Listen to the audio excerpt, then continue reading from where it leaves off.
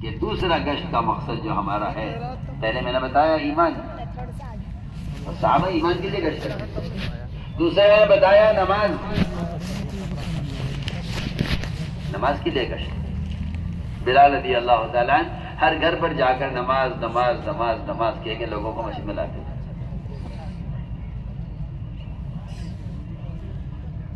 تیسری بات یہ ہے کہ تیسرا جو گشت ملتا ہے وہ ملتا ہے علم کے لیے گشت۔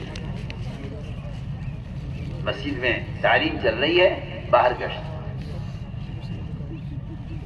مسجد میں تعلیم چل رہی ہے، باہر گشت ہو رہا ہے، تعلیم کے دوران گشت، تعلیمی گشت، مقام پر بھی ہوگا تعلیمی گشت، اللہ کے راستے میں نکل کر بھی ہوگا تعلیمی گشت۔ مسجد میں تعلیم ہو رہی ہے، باہر گشت چل رہا ہے۔ مدینے کے بازار میں ابو ہریرہ لوگوں کو اٹھا کر مسجد میں بھیج رہے ہیں، اور ترغیب نہیں دے رہے علم کی، کہ علم تعلیم بیٹھا کرو، نہیں، اس وقت تعلیم ہو رہی ہے، تم بازار میں کیوں ہو؟ اور یہ نہیں کھلے کہ بند بازار میں سے لوگوں کو لا رہے ہیں، کھلے بازار میں جو مشغولی کا وقت ہے لوگوں کی، بازار کھلا ہوا ہے، لوگوں کی مشغولی کا وقت ہے، لوگوں کی مشغولی کا وقت ہے، اور اہل سوق کہہ کر ان کو پکارا حضرت ابو ہریرہ رضی اللہ تعالیٰ عنہ نے کہ اہل سوق ما عجزکم، کہ اے بازار والوں تمہیں کس نے عاجز کر دیا؟ اللہ کے نبی کی میراث مسجد میں تقسیم ہو رہی ہے، تم بازار میں ہو۔ تو میں نے عرض کیا کہ تعلیم کے دوران تعلیمی گشت جماعت میں نکل کر بھی ہوگا، دو دو تین تین ساتھی جوڑی بنا کر نکلیں گے، اور لوگوں کو سمجھا کر گلیوں سے، گھروں سے، گناہوں کے اڈوں سے، شراب خانوں سے، جہاں مسلمان جس حال میں ملے گا، ننگا ہو، گندا ہو، ناپاک ہو، جنابت کی حالت میں ہو، کچھ بھی ہو، اسے لے کے آؤ مسجد۔ لوگ گشت میں آپ سے عذر کریں گے کہ جی میں تو ناپاک ہوں، مجھ میں نہیں جا سکتا۔ میں تو سمجھتا ہوں انتہائی اناڑی ہے وہ گشت کرنے والا جو کسی کو ناپاک سمجھ کر چھوڑ کر آ جائے کہ اچھا جی ٹھیک ہے، جب آپ پاک ہوں گے جب آ جانا۔ ارے بیوقوف آدمی، یہ تو نے کیا بیوقوفی کی ہے؟ تجھے معلوم ہی نہیں گشت کا اصول، تو اس ناپاک آدمی کی ناپاکی کی وجہ چھوڑ جایا اس کو، حالانکہ مسلمان ناپاک نہیں ہوتا۔ ایک صحابی، کیا بلکہ ابو ہریرہ رضی اللہ تعالیٰ عنہ، آپ صلی اللہ علیہ وسلم نے ہاتھ بڑھایا ان سے مسافے کے لیے، انہوں نے ہاتھ پیچھے کر لیا۔ فرمایا کیا بات ابو ہریرہ مسافے کیوں نہیں کر رہے؟ کہ یا رسول اللہ میں غسل کی حاجت ہے مجھے، میں جنابت کی حالت میں ہوں، اس لیے آپ سے مسافہ نہیں کر رہا۔ آپ نے فرمایا کہ مومن ناپاک نہیں ہوتا، وہ تو مشرک ناپاک ہوتا ہے، مومن ناپاک نہیں ہوتا۔ رہا غسل کی حاجت، کہ غسل کی حاجت ہے تو ہم سے مسافہ کرنے میں کیا دقت ہے؟ اور اگر غسل کی حاجت ہے تو مسجد میں داخل ہونے سے پہلے غسل کر لو۔ ہم تو کہتے ہیں گشت کرنے والوں سے کہ تم گندے سے گندے، برے سے برے، شرابی سے شرابی آدمی کے پاس جاؤ اور پوری کوشش کرو کہ یہ مسجد میں آ جائے۔ وہ کہے گا جی میں ناپاک ہوں، بھائی جی ناپاک ہے، مسلمان تھوڑی ناپاک ہوتا ہے۔ رہا غسل کی حاجت ہے، غسل آدمی پاک ہو جاتا ہے۔ آپ کا جسم ناپاک ہے، آپ تھوڑی ناپاک ہیں، آپ کا جسم ناپاک ہے، آپ تھوڑی ناپاک ہیں۔ آئیے چلیے مسجد، ہمارے پاس پانی بھی ہے، ہمارے پاس کپڑے بھی ہیں، ہمارے پاس لنگی بھی ہے، تہبند بھی تیار رکھا ہے، اور ہمارے پاس کرتا بھی ہے، آ جاؤ۔ میں تم سے اللہ کی قسم کھا کر کہتا ہوں، جتنے برے سے برے آدمی کو مسجد میں لاؤ گے اللہ کو اپنے زیادہ قریب پاؤ گے۔ خدا کی قسم کھا کر کہتا ہوں، تمہاری تہجد، تمہارا ذکر، تمہاری تلاوت، تمہارے عمرے، تمہارے حج، تم جتنی چاہے ولی بن جاؤ سب سے بڑے، میں اللہ کی قسم کھا کر کہتا ہوں، اللہ کے گناہگار بندوں کو اللہ کے قریب لانے سے بڑا کوئی عمل اس کے برابر نہیں ہے، نہ تہجد کا، نہ تلاوت کا، نہ ذکر کا، نہ میں کہتا ہوں چاہے تم ولی کامل بن جاؤ، تم شیخ اکبر بن جاؤ، جو چاہے بن جاؤ، اس سے زیادہ اللہ کے خود کا کوئی عمل نہیں۔ میں حدیث کا ترجمہ کر رہا ہوں، پڑھیے آپ حدیث ابھی سنو گی شاید منتخب میں، آپ نے منتخب آج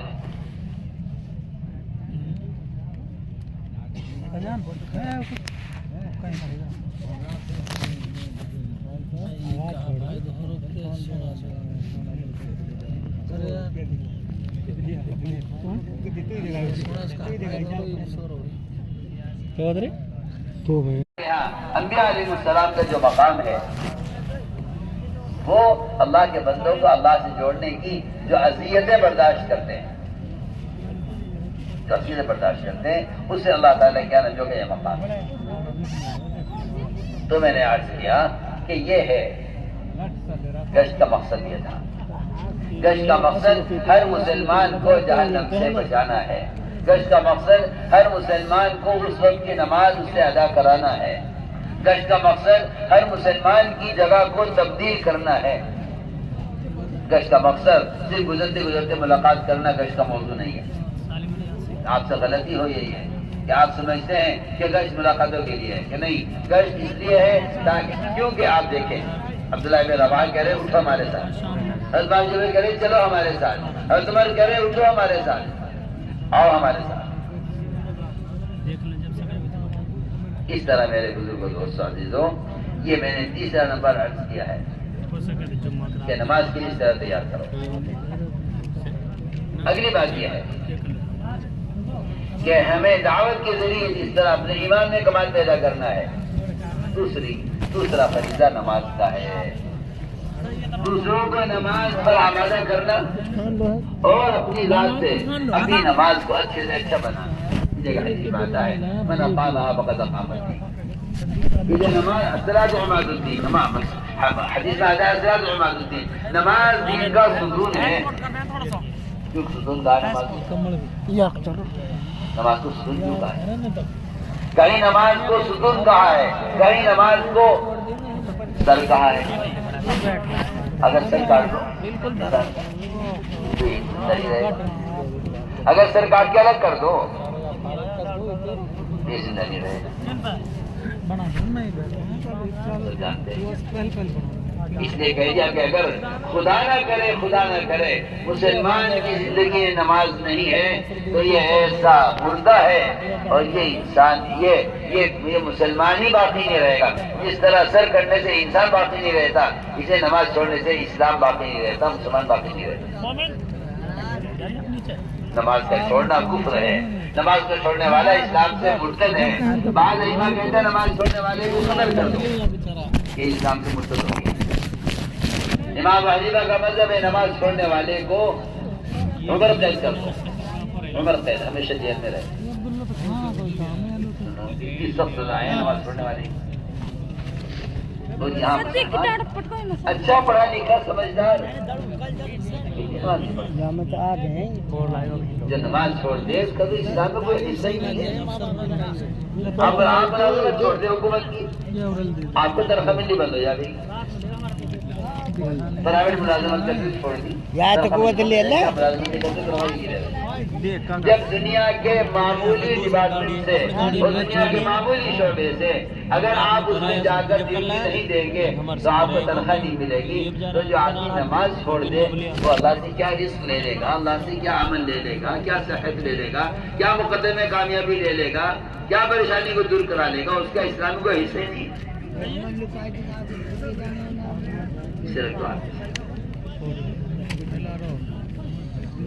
اس کا اسلام کو حصہ نہیں،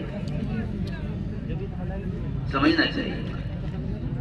عمر رضی اللہ تعالیٰ عنہ کو نیزہ مارا گیا، بے ہوش ہو گئے، اتنا گہرا زخم تھا کہ ان کے زخم کو دودھ پلایا گیا تو وہ دودھ زخم سے باہر آ گیا، اتنا گہرا زخم تھا، معدے دودھ گیا معدے میں باہر آ گیا زخم، اتنا گہرا زخم تھا۔ لوگ ان کی حیات سے مایوس ہو گئے تھے کہ بچیں گے، ہوش میں لانے کی کوشش کی گئی، مومنین آخری وقت ہے، کوئی وصیت کرے، کوئی حکم دے، بہت کوئی ہوش میں لانے کی کوشش نہیں آئی۔ کسی نے کہا ان کی کان میں نماز کہہ دو، نماز کا وقت ہو رہا ہے، انہیں ہوش آ جائے۔ جیسے کہا کہ عمر سے نماز، اور عمر کو ہوش آ گیا۔ آپ اندازہ کر لو اگر ایک نیزہ لگا ہوا آدمی بے ہوش ہے، اب بتاؤ اس کو نماز کے لیے کہا گیا تو انہیں ہوش آ گیا۔ میں کہتا ہوں ایک تاجر کی بے ہوشی سے زیادہ ہے، اذان کی آواز سن رہا ہے، نماز کے نہیں آ رہا۔ اس لیے میرے دوستو عزیزوں، یہ تو ہو سکتا ہے، یہ تو ممکن ہے اور ثابت ہے کہ غیر مسلم نماز پڑھ لے، یہ ہے روایت. واسع بن اسقر رضی اللہ تعالیٰ نے اسلام بعد میں قبول کیا، نماز پہلے پڑھی. لیکن یہ نہیں ہو سکتا کہ مسلمان نماز چھوڑ دے، یہ نہیں ہو سکتا. یہ ہو سکتا ہے غیر مسلم نماز پڑھ لے، یہ نہیں ہو سکتا کہ مسلمان نماز چھوڑ دے، یہ نہیں ہو سکتا. مسلمان نماز چھوڑ دے، نماز کا چھوڑنا کفر ہے. تو کہا کہ نماز سر کی طرح ہے. میں نے غور کیا اس حدیث پر کہ نماز سر کی طرح ہے. جو درجہ اسلام میں، جو درجہ انسان کے بدن میں سر کا ہے، وہ درجہ اسلام میں نماز کا ہے. اس روایت کا مطلب کیا ہوا؟ نماز تو پڑھتے ہیں لیکن بہت جلدی پڑھتے ہیں، صحیح نہیں پڑھتے. حدیث میں آتا ہے کہ جو رکوع سے اٹھنے کے بعد کمر کو سیدھا نہ رکھے، اللہ اس کی نماز کی طرف نظر اٹھا کر نہیں دے. جلدی ہے دکان پر جانے کی، نماز کو بگاڑ کر جا رہا ہے، نماز بد دعا کرے گی اس کے لیے. کہ نماز کو سر کا درجہ اس لیے دیا گیا تھا کہ آپ کے سر میں باریک باریک رگیں ہیں. ایک رگ میں بلوکیج ہو جائے، ایک رگ بند ہو جائے، ایک رگ پھٹ جائے، پورا بدن فالج پڑ جاتا ہے. ادھر کا ہاتھ پاؤں نہیں اٹھ رہا ہے، کیا ہو گیا؟ کہ جی برین ہیمریج ہو گیا ہے. سنو میں کیسی اچھی مثال دے رہا ہوں. ہاتھ بالکل ٹھیک ہے، پاؤں بالکل ٹھیک ہے، سب کچھ بالکل درست ہے، سر بالکل ٹھیک ہے. ایک رگ کے اندر ذرا سا رگ بند ہو گئی، ایک رگ میں خون کا دوران بند ہو گیا، ایک حصہ مفلوج ہو گیا. یہ والا ہاتھ نہیں اٹھا، والا پیر نہیں اٹھا. میں مثال دے کر کہہ رہا ہوں کہ جو نماز کو ذرا بھی بگاڑیں گے، اس نماز کے بگڑنے کا اثر اس کے معاشرے پر پڑے گا. اس کا کہیں بے پردگی آئے گی، اس میں اسے گناہوں کا دل چاہے گا، اس میں بے پردگی آئے گی، اس کے معاملات بگڑیں گے، اس کا معاشرہ بگڑے گا، کیونکہ نماز میں فرق آ گیا ہے. اس لیے فرمایا کہ جو نماز کو درست کرے گا پورا دن قائم رہے گا. جس کی نماز بگڑے گی پورا دن بگڑے گا، جس کی نماز بگڑے گی اس کو پورا دن بگڑے گا. آپ اندازہ کر لو، اگر دیوار بناتے ہوئے مستری ہر رتے پر اگر سول لگا کر نہیں دیکھتا کہ دیوار سیدھی ہے یا نہیں، تو دیوار ٹیڑھی ہوتی چلی جائے گی، اسے پتہ نہیں چلے گا، پھر ہی گرے گی دیوار، کیونکہ ٹیڑھی دیوار قائم نہیں رہے گی. کیونکہ ایسے ہی اپنی نماز کو بنانے کی محنت ہے. جماعت میں نکلنے کی بڑی غرض یہ ہے. ابھی تک تو دکان پہ بیٹھتا تھا، دکان کی وجہ سے نماز چھوٹ بھی جاتی تھی، قضا بھی ہو جاتی تھی، اور اگر پڑھتا بھی تھا تو سنت چھوڑ دیا کرتا تھا گاہک کی وجہ سے. میں دکان چھوڑ کر جماعت سے نکلا ہوں تاکہ 24 گھنٹے عمل کے ماحول میں رہوں. وہاں میری نماز درست ہو گیا. عمر رضی اللہ تعالیٰ عنہ یہ کہہ کر جماعتوں کو روانہ کرتے تھے کہ تمہیں اس لیے بھیج رہا ہوں اللہ کے راستے میں تاکہ ان کی نمازیں درست ہو جائیں، ان کی نماز میں کمال پیدا ہو جائے. یہ جماعت سے نکلنے کی ایک بنیادی غرض ہے. ہم اس لیے کہتے ہیں کہ اللہ کے راستے میں نکلو تاکہ دنیا سے پوری طرح کٹ کر اور اسباب چھوڑ کر اور تجارت زراعت سے ہٹ کر اللہ کے راستے میں نکل کر نمازوں کو صحیح کرنے کی مشق کرو. یہ نمازیں درست ہو نہیں سکتی کیونکہ مقام پر رہتے ہوئے نماز کے ساتھ دکان اور نماز کے ساتھ تجارت اور نماز کے ساتھ کارخانہ اور نماز کے ساتھ کھیتی باڑی، کیونکہ یہ سارے کام ایسے غالب ہیں اس پر کہ اس کی نماز گھٹتی جا رہی ہے، اس کی نماز کا معیار گرتا جا رہا ہے. اس لیے کہا کہ اللہ کے راستے میں نکلنے کی غرض یہ بھی ہے تاکہ اللہ کے راستے میں نکل کر لمبی لمبی نمازیں پڑھنے کا وقت ملے، لمبی لمبی نمازیں پڑھنے کا موقع ملے. یہاں نہ بیوی ہے، نہ بچے ہیں، نہ گھر کے تقاضے ہیں، نہ دکان کے تقاضے ہیں. یہاں موقع ملے گا نماز اچھی پڑھنے کا. یہاں تہجد ملے گی، یہاں اوابین ملے گی، یہاں اشراق ملے گی، یہاں چاشت کی نماز ملے گی، یہاں وقت تلاوت ملے گی. جیسے کوئی آدمی اسپتال میں رہے 4 مہینے تو اس کو دوائیں وقت ملیں گی، ڈاکٹر وقت آ کر دیکھیں گے، صحت ہو جائے گی. ہم اللہ کے راستے میں نکلنے کے اس لیے محتاج ہیں. جیسے کوئی آدمی اسپتال میں رہنے کا یہاں تو پیچھے بیٹھتے ہیں، ارے نکل جاؤ جماعت میں، اور وہاں جا کر دیکھیے ڈاکٹروں کی خوشامد کرتے ہیں، اجی ہمیں داخل کر لو اسپتال میں، اجی ہمیں داخل کر لو. اجی کسی وزیر کا خط لے کر آتے ہیں، وزیر کی سفارش کہ جی فلاں کو ایک بیڈ دے دو اسپتال میں، اجی ہمیں داخل کر لو اسپتال میں. آپ جا کے دیکھیے اسپتالوں کا حال، آپ کو زمین پر پڑے ہوئے ملیں گے مریض، بیڈ خالی نہیں ہے، زمین پڑا ہوا ہے.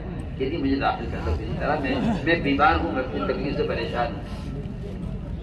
یہ اللہ کے راستے میں نکلنا، یہ اپنی صحت کے لیے، ہدایت کے لیے، تربیت کے لیے، اللہ کا تعلق پیدا کرنے کے لیے ہے. آپ کو تو آ کر خوشامد کرنی چاہیے ذمہ داروں کی، ہمیں نکال دو، ہمیں جلدی بھیج دو. صحابہ کے زمانے میں نکلنے والوں کو روکا جاتا تھا، تم بیمار ہو مت جاؤ، تم لنگڑے ہو مت نکلو. صحابہ فرماتے تھے نہیں یا رسول اللہ، میں اپنے اس لنگڑے پیر سے جنم میں داخل ہوں گا یا صحیح پیر سے داخل ہوں گا؟ میں صحیح پیر سے داخل ہو گئے. لنگڑے نکل گئے صحیح پیر سے، اور شہید کیے گئے اللہ کے راستے میں. فرمایا میں جنت میں دیکھ رہا ہوں صحیح پیر سے چل رہا ہے. وہاں چھوٹے کو، بچوں کو، بیماروں کو روکا جاتا تھا، وہ روتے تھے. قرآن نے بیان کیا ہے ان کا حال. تو فی الدنیا حزن لا یجدون ما ينفقون. کمزور بیمار لوگ رویا کرتے تھے، کاش ہم بھی اللہ کے راستے میں نکلتے. اور یہاں صحت مند اچھا خاصا مضبوط جوان، میں تو سوچتا ہوں کہ اس امت کے بننے کی ابتدا کہاں سے ہوئی تھی کہ جماعت میں نکلنے کا. اور اس امت کی حالت ابھی ہو گئی ہے کہ مسلمان کہتا ہے نکلنے سے کی کیا ضرورت ہے، پھرنے کی کیا ضرورت ہے. مجھے حیرت ہے مسلمانوں پر جو کہتے ہیں پھرنے کی کیا ضرورت ہے دعوت کے لیے، جب بات پہنچانے کے ذرائع موجود ہیں. اس زمانے میں ایک کافر کہتا تھا محمد صلی اللہ علیہ وسلم سے کہ آپ دین کو لے کر پھرتے کیوں ہیں، آپ اپنی جگہ بیٹھے دین سیکھ رہا ہوگا آپ کے پاس آئے گا. میں حیران ہوں اس بات پر. اس زمانے میں جو بات کافر کہتا تھا، آج جو بات مسلمان کہہ رہا ہے. سوچیے آپ نے کہی، میری بات تو غور کیجیے. جو بات اس زمانے کافر کہتا تھا کہ آپ پھرتے کیوں ہیں دین کی دعوت کو لے کر، آج مسلمان کہتا ہے پھرنے کی کیا ضرورت ہے. اس زمانے کا منافق کہتا تھا گلی میں مت نکلو، آج مسلمان کہتا ہے گلی میں مت نکلو. اللہ نے جواب دیا جانم کیا زیادہ کرو. میرے دوستو، نکلنے کی غرض تو نہیں کہ آپ کی ضرورت ہے تاکہ ہم عمل کے ماحول سے رہیں، گناہوں کے ماحول سے نکلیں. اس طرح نکل کر ہمیں لمبی لمبی نمازیں پڑھنے کی عادت ہوگی، تہجد کی عادت پڑے گی، اللہ کا قرب ملے گا، نماز میں کمال پیدا ہوگا. جب 4 مہینے وقت تہجد پڑھے ملے گی تو تہجد کو واپس آئے گا گھر پہ، تہجد کو خود کھلے گی، خود کھلے گی. 4 مہینے میں نے تہجد پڑھی ہے، مقام پر آ کر کہے گا میری آنکھ نہ کھلے تو مجھے جگہ دیجو. عمر رضی اللہ تعالیٰ آدھی رات کو سب گھر والوں کو اٹھا دیا کرتے ہیں تہجد کے لیے، اٹھ جاؤ. آدھی رات کو سب اٹھا دیا، سارے گھر والوں کو اٹھا دیا کرتے ہیں. یہاں تو پتہ نہیں کہاں سے کچے مولوی آ گئے کہ جی وہ تہجد کے لیے اٹھانا مجمع کو. میں نے کہا ایک اجتماع میں مجمع کو اٹھا دینا تہجد کے لیے، اور بغیر کے بعد اعلان کیا مجمع کو کیا باقی پڑھ لیں سب. ایک مولوی صاحب آ کر کہنے لگے کہ یہ تو انتظام عدایت لگ رہا ہے. میں نے کہا تو جاہل ہے، جاہل، تجھے دھوکہ لگا ہے علم کا، تو جاہل ہے. کہ یہ نفلیں ہی تو ہیں جو پڑھنی ہوں گی پڑھ لے گا. میں نے کہا تو جاہل ہے، جاہل، تو نے پڑھا کچھ نہیں ہے. توبہ کر اللہ سے. نوافل کو ہلکا سمجھنے والا فرائض سے محروم ہو جاتا ہے. وہاں ایسا اجتماعی ماحول رات کی عبادت کا، ہندا جیسی عورت جس نے حمزہ کا کلیجہ چبایا ہے، اتنی سب دل عورت تھی، لیکن اس کا اسلام نہ کسی تلوار سے، نہ کسی تقریر سے، نہ کسی تیر سے، نہ کسی خوف سے اس نے اسلام قبول کیا ہے. وہ فتح مکہ کی رات میں صحابہ اکرام کی تہجد کا منظر دیکھ کر اسلام قبول کیا ہے. پڑھیے ایسی عورت حمزہ کا کلیجہ چبا جاوے، اتنا سخت دل رکھنے والی. اب تو ان کی شہادت کیسی ہوئی حمزہ کی، اور پھر ان کا کلیجہ سینہ چاہ کر کے کلیجہ نکال کر کھینچ کے نکالا اور چبایا. اس سے جو مسلمان سے اتنے فرق رکھے اور اسلام سے اتنا فرق رکھے، وہ رات کے تہجد کا منظر دیکھ کر کہنے لگے ابو سفیان ایک طرف ہٹ جا، مجھے دین اچھا لگا. آج آپ یہ کہہ رہے ہیں یہ تہجد کی کیا ضرورت ہے، عوام کی کیا ضرورت ہے. اس لیے ہم عرض کر رہے ہیں کہ جماعت میں نکلنے کی غرض اصل مقصد یہ تھا کہ ہم ان سارے معمولات کے عادی بنے جو معمولات محمد صلی اللہ علیہ وسلم کے تھے. 1 سال تک تہجد کی نماز فرض رہی. 1 سال تک صحابہ کرام 1 سال کے بعد جب عادی ہو گئے صحابہ تہجد کے, تب اللہ نے اس کو نفل کیا ہے. ورنہ 1 سال تک صحابہ نے تہجد, فجر کی نماز جس طرح ظہر کی نماز فرض ہے اس طرح تہجد بطور فرض کے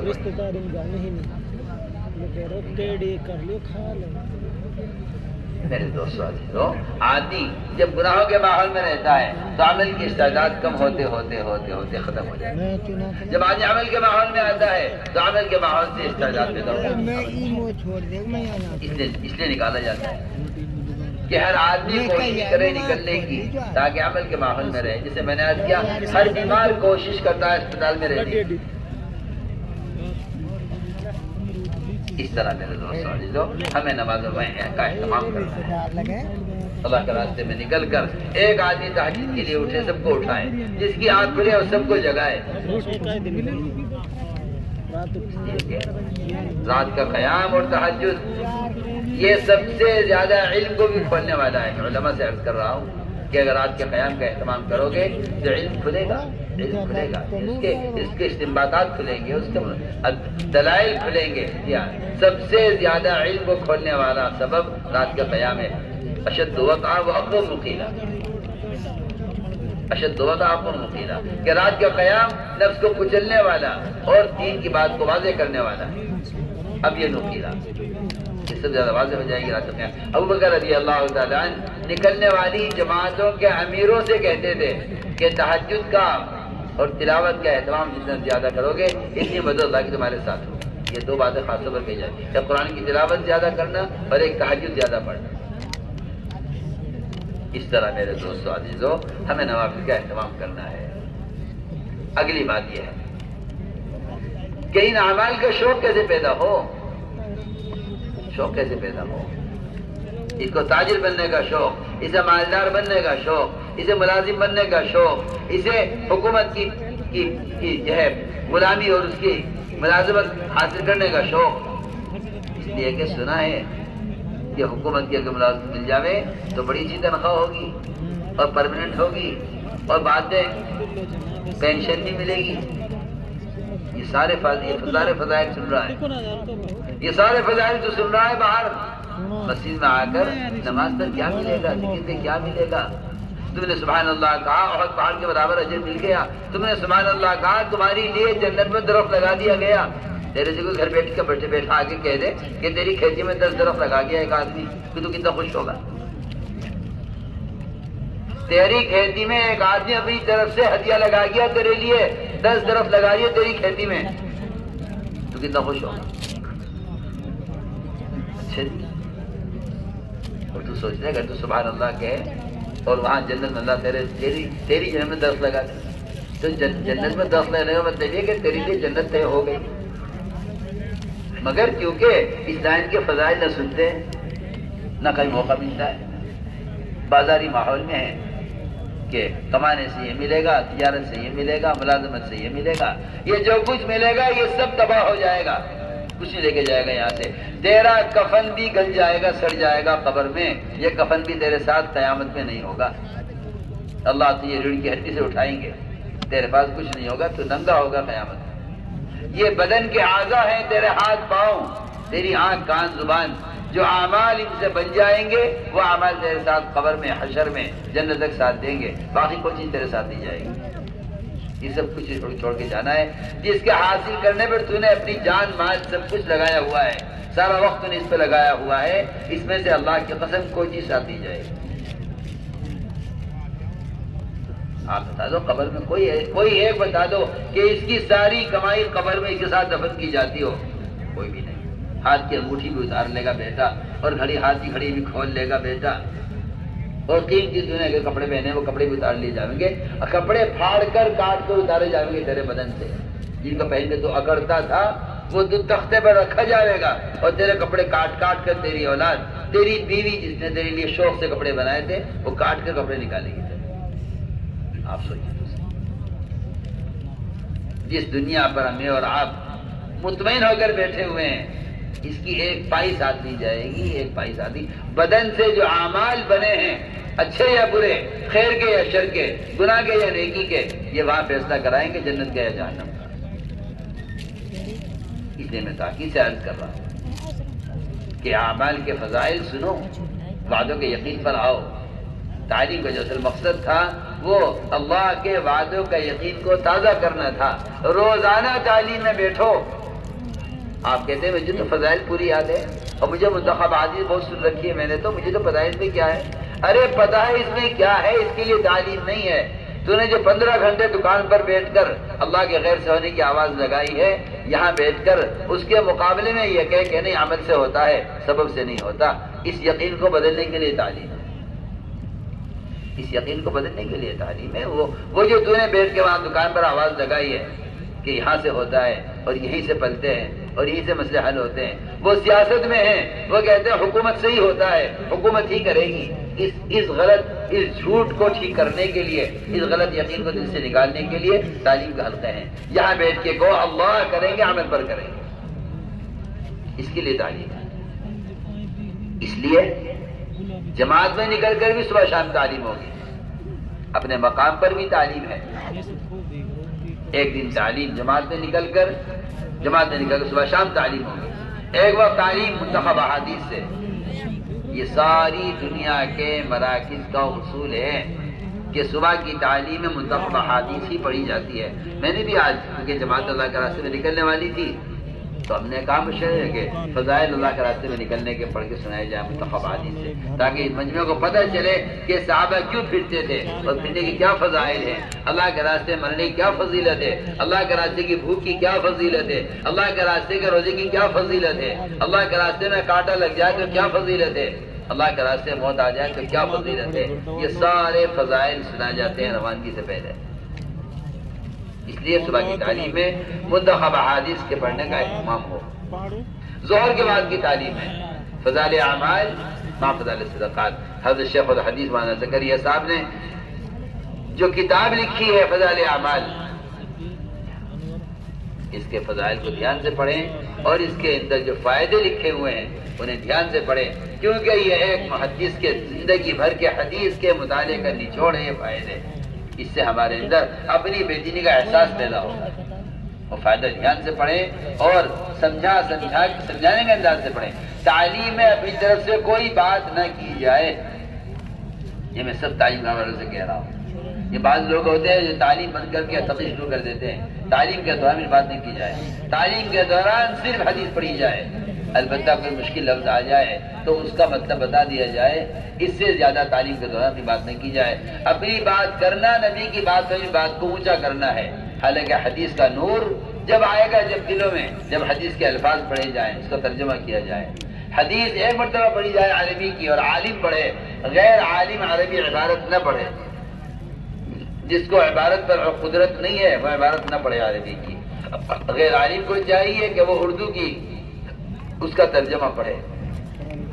علماء کو چاہیے کہ وہ عربی کی عبارت ہی پڑھ کر سنائے، اس لیے کہ جو نور عربی زبان میں جو نور ہے آپ صلی اللہ علیہ وسلم کی زبان ہے، ترجمہ ہماری زبان ہے، لیکن حدیث عربی کی اللہ کے رسول کی زبان ہے۔ صحابہ نے آپ کے الفاظ تک کو نقل کرنے کا اہتمام کیا ہے، اس لیے حدیث عربی کی ضرور پڑھی جائے مگر علماء پڑھیں، تاکہ حدیث کا نور، اس کا تاثر دل میں پیدا ہو۔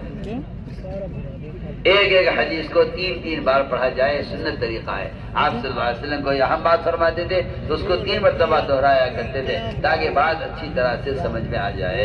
اس طرح ہمیں صبح شام جماعت میں نکل کر بھی تعلیم کرنی ہے منتخب احادیث اور فضائل اعمال مع فضائل صدقات سے، اور جماعت میں نکل کر بھی اس کا اہتمام کرنا ہے، مقام پر بھی اہتمام کرنا ہے۔ تعلیم کے دوران میں عرض کر چکا ہوں، تعلیمی گشت صحابہ کی سنت ہے، صحابہ کرام کا معمول ہے۔ اس طرح ہمیں تعلیم کے ساتھ تعلیمی گشت کر کے لوگوں کو مسجد کے ماحول میں لا کر تعلیم میں شریک کرنا ہے۔ تعلیم ہوتی رہے گی، 2 گھنٹے 3 گھنٹے جم کر تعلیم ہوگی۔ اس تعلیم میں یہ نہ ہو کہ سب بیٹھے رہیں، بلکہ 2 ساتھی جوڑی بن کے نکلے اور 15 منٹ 20 منٹ باہر لوگوں سے ملاقاتیں کریں، بازاروں سے، سڑکوں سے، دکانوں سے، گلیوں سے، جہاں جو لوگ بیٹھے رہتے ہیں، تاش کھیل رہے ہیں، وہ ہر ایک کے پاس جاؤ، ہر ایک کے پاس جاؤ، ہر ایک کے پاس جاؤ۔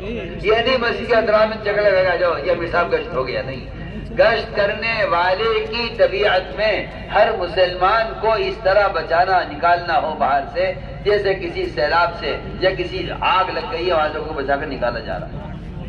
میں آپ سے بہت اہم بات کہہ رہا ہوں. مجھے اس گشت سے اتفاق نہیں ہے کہ آپ دو چار سے ملاقات کر کے کہیں جی گشت ہو گیا. ہر گشت کرنے والا یہ سوچ کر گشت کرے گویا میں جھلستی آگ میں سے لوگوں کو بھڑکتی آگ میں سے لوگوں کو بچا کر نکالنے کا کام کر رہا ہوں. کہیں آگ لگ جائے خدا نہ کرے, کہیں سیلاب آ جائے, وہاں سے کیسے بچوں کو عورتوں کو بچا کر نکالا جاتا ہے. بس گشت کرنے والوں کی ان کے اندر فکر اور غم ایسا ہو کہ ہاں بیچارہ یہاں بیٹھا ہوا ہے, اسے کسی طرح مسجد میں لے چلو. خوشامد کر کے تھوڑی میں ہاتھ دے کر ہاتھ پکڑ کر یہ کہتا ہوں اللہ کو اس پر رحم آئے گا آدمی کوشش پر, اور اللہ آدمی کوشش پر رحم کھا کے اس کے دل کو بدل دے گا. میں جلدی آیا بھائی آ جاؤ تعلیم کے لیے, آ جاؤ تعلیم کے لیے آ جاؤ, یہ تو کوئی طریقہ نہیں ہے دعوت دینے کا. ایک ایک مسلمان سے ملاقات کرنا, اس کے مزاج پرسی کرنا, اس کا حال پوچھنا, اسے خوش کرنا. ماشاءاللہ کیا کرتے ہو, تھوڑا سا مانوس کرنا سنت ہے. آپ صلی اللہ علیہ وسلم جس کو بھی دعوت دیتے تھے پہلے اس کو مانوس کرتے تھے. کہاں سے آئے ہو, کون سا قبیلے سے ہو, کیا کرتے ہو, تمہارا علاقہ کون سا ہے, اس طرح بات کرتے تھے آپ صلی اللہ علیہ وسلم. اور جب وہ دیکھتے کہ یہ آدمی مانوس ہو گیا پھر آپ اس کو دعوت دیتے. ہم بھی گشتوں میں لوگوں کو پہلے مانوس کریں اچھی طرح, اور جب وہ دیکھیں کہ ہاں یہ آدمی پوری طرح ہماری طرف متوجہ ہو گیا ہے پھر اس کو درخواست کریں. اس طرح تعلیم گشت ہوگا. دوسرا میں نے دوستوں فضائل کے ساتھ مسائل کا سیکھنا ہے. مسائل کے بغیر کسی عمل کا اعتبار نہیں. مسائل کا سیکھنا فرض ہے, مسائل کا سیکھنا فرض ہے, اور یہ فریضہ علماء کے ذمہ ہے کہ علماء مساجد کو وقت دیں اور عوام کے ساتھ اختلاط کر کے انہیں غسل کے فرائض, انہیں وضو کے فرائض, انہیں وضو کی سنتیں, انہیں غسل کے فرائض سکھلائیں, انہیں تحیات سکھلائیں, ان کی نماز درست کرائیں, انہیں رکوع سجدہ کر کے دکھلائیں. یہ علماء کی ذمہ داری ہے کہ یہ مسجدوں کو مدرسہ بنا کر عوام کو دین کی تعلیم دینے کا اہتمام کریں. یہ علماء کی ذمہ داری ہے. جہاں جماعتیں جائیں وہاں مکاتب قائم کریں. میں بہت اہم بات کہہ رہا ہوں, مکاتب کو قائم کرنا, اور ہر مسجد ہر مصلح مکتب بن جائے اور وہاں دینی تعلیم شروع ہو. اور گشت کر کے ہر بالغ نابالغ بوڑھا جوان کوئی بھی ہو. مکتب کا تو مطلب یہ نہیں کہ بچے پڑھتے ہیں, بچوں کے لیے مکتب نہیں ہے. مکتب ہر مسلمان کے لیے ہے, چاہے وہ 80 سال کا بوڑھا ہو چاہے 8 سال کا بچہ ہو. مکتب ہر ایک کے لیے ہے, چاہے وہ 80 سال کا بوڑھا ہو چاہے وہ 8 سال کا بچہ ہو. ہم گشت کر کے لوگوں کو, بچوں کو, سب کو مسجد میں لائیں گے. وہاں مکتب چل رہا ہے, یہاں بیٹھ کر قرآن پڑھو, یہاں بیٹھ کر قرآن سیکھو. ہاں مکتب کا علاوہ کوئی آدمی 10 منٹ دیتا ہے مسجد کو, میں اسے لے کے بیٹھوں, آپ اسے لے کر بیٹھے, اسے نماز سکھلاؤ, اسے کلمہ سکھلاؤ, اسے نماز چھوڑنے کی وعید بتاؤ. وعید کم بتاؤ, وعدے زیادہ سناؤ. نئے لوگوں کو وعدے زیادہ سناؤ اور پرانوں کو وعیدیں زیادہ سناؤ. وعدوں سے رغبت پیدا ہوتی ہے, وعیدوں سے استقامت پیدا ہوتی ہے. نئے آدمی کو وعید سناؤ کہ گھبرا جائے گا. نئے آدمی کو وعدے سناؤ, تھوڑی سی وعید سنا دو تاکہ اس کے اندر ڈر پیدا ہو کہ نماز چھوڑنے سے عذاب ہوگا. اس طرح ہمیں مسجد کے ماحول میں مسائل کے سکھانے کا عمومی ماحول بنانا ہے. میوات کی کیا سارے عالم کی مساجد میں اس ترتیب کو قائم کرنے کی کوشش کرو. جہاں جہاں جماعتیں جائیں وہاں کے علماء سے درخواست کریں کہ ہم آپ کا وقت چاہتے ہیں مسجد کے لیے. جو وقت بھی آپ کا فارغ ہے آپ مسجد کو دیجیے تاکہ مسجد کے محلے کے لوگ آپ سے مسائل معلوم کریں, محلے کے لوگ آپ سے نماز سیکھیں. میرے دوستو عزیزو, کتاب سے سیکھ لو, کتاب لکھ لو, کتاب پڑھ لو, یہ نبی کی تعلیم کا طریقہ نہیں ہے. میں آپ سے صاف صاف کہہ رہا ہوں, آپ کو اچھا لگے برا لگے یہ کوئی پرواہ کی بات نہیں ہے. کسی بات کو نہ سمجھنا آپ کی غلطی ہے, میری غلطی نہیں ہے. یہ کتاب چھاپ کر یہ کہہ دینا جاؤ کتاب سے پڑھ لو, عوام کو نہ کتاب سے غرض ہے نہ علم سے غرض ہے. میں تو شروع سے کہہ رہا ہوں کہ فریضہ علم وہ فریضہ ہے جس کے لیے کوئی واسطہ کوئی ذریعہ حاصل نہیں ہے. انما بعثت معلما, کہ میں خود میں اسلام بنا کر بھیجا گیا ہوں. آپ صلی اللہ علیہ وسلم ایک بے نمازی کی نماز کی نگرانی خود کر رہے, ایک غلط دعا پڑھنے والے کی نماز کو خود دیکھ رہے ہیں. یہ کوئی کتاب نہیں کہہ رہی ہے, یہ اللہ کے نبی خود فرما رہے ہیں. علماء انبیاء کے وارث ہیں، علماء کی ذمہ داری ہے اپنی اپنی مسجدوں کو وقت دے کر آنے والوں کے عمل کی نگرانی کریں، ان کی نمازوں کو دیکھیں، ان کی نمازوں کو سنیں، ان کے تحیات سنیں، ان کا دعائے قنوت سنیں۔ عمر رضی اللہ تعالیٰ نے ممبر پر بیٹھ کر التحیات اس طرح سکھلاتے تھے جیسے بچوں کو الف باتا رٹوائی جاتی ہے۔ انہیں اس میں کوئی وہ نہیں ہے عیب کہ میں اتنا بڑا خلیفہ اور میں اتنا بڑا امیر میں یہ چھوٹا سا کام کروں۔ ہم صاف طور پہ عرض کرتے ہیں کہ یہ علماء کی ذمہ داری ہے کہ یہ روزانہ مسجد کو وقت دیں تاکہ مسجد میں مسائل کے اور نماز کے سیکھنے کی عمومی فضا بنے۔ ہر مسجد کو اس ترتیب پر لانا ہے۔ میں آپ علماء سے عرض کر رہا ہوں، خاص طور پر آپ مدرسے پڑھاتے ضرور پڑھائیں، اس سے انکار نہیں ہے، لیکن آپ مدرسے میں پڑھاتے ہوئے 2 گھنٹے 3 گھنٹے مدرسے میں پڑھائیں، بے شک پڑھائیں۔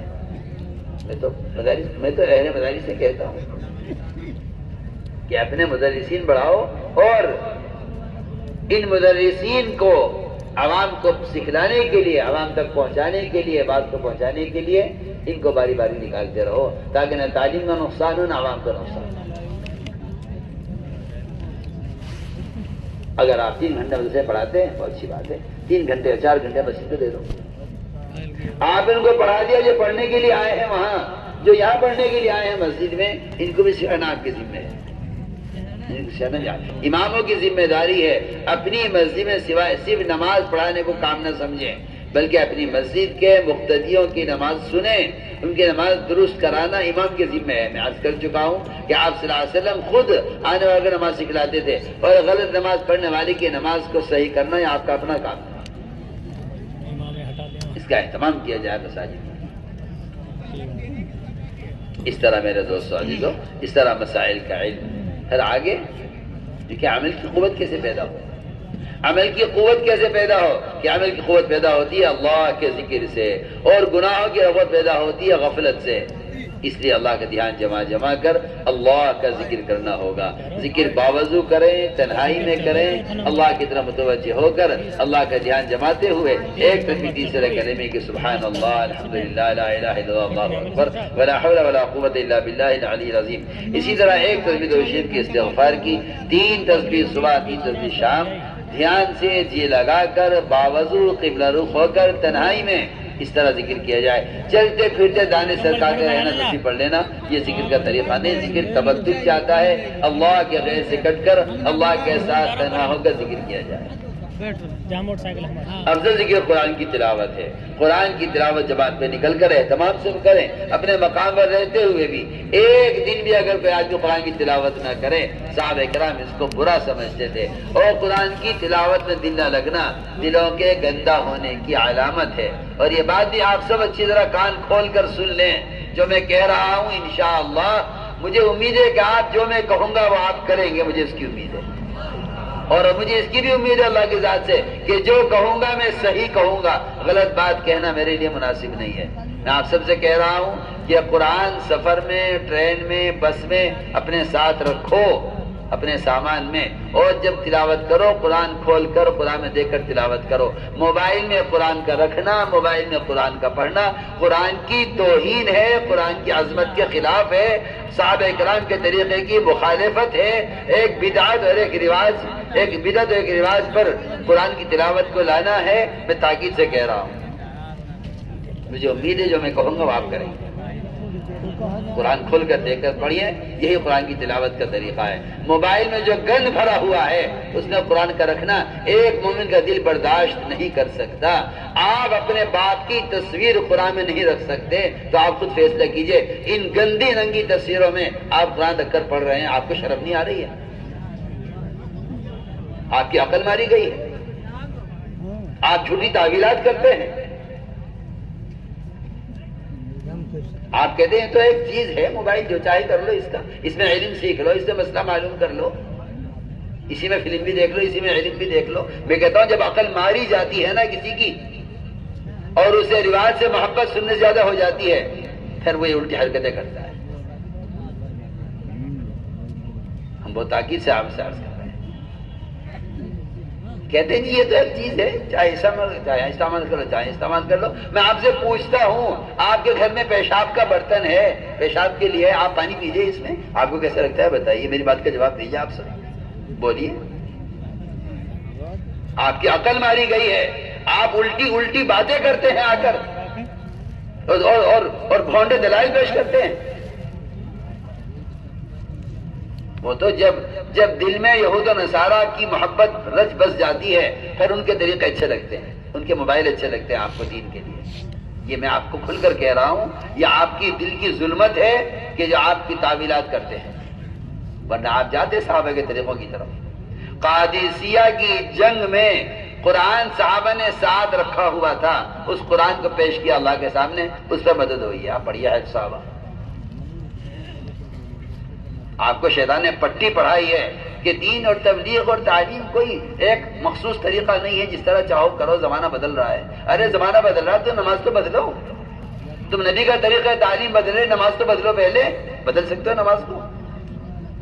جس طرح نبی کا طریقہ نماز کے لیے متعین ہے، اللہ کی قسم نبی کا طریقہ تعلیم کے لیے متعین ہے، دعوت کے لیے بھی متعین ہے۔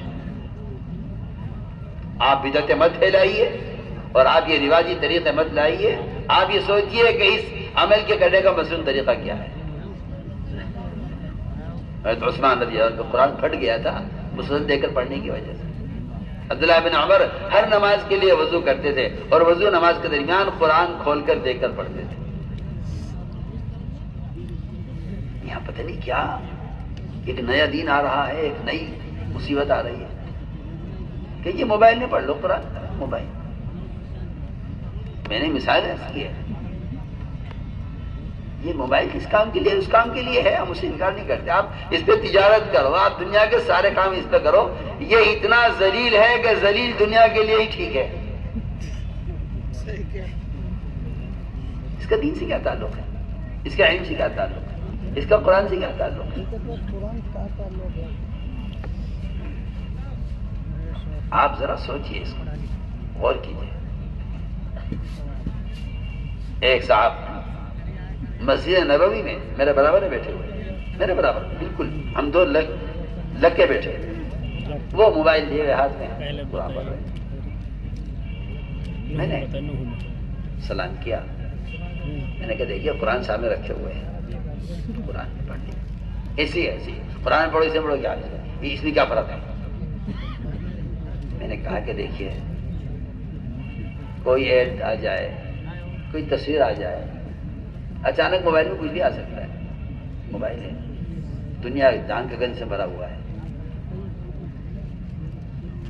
کہیں گے نہیں کوئی بات نہیں، تم جماعت والے جو ہو وہ بس سنت اور سنت اور سنت، تنگی مت کرو دین میں، چاہ رہا ہوگا کوئی۔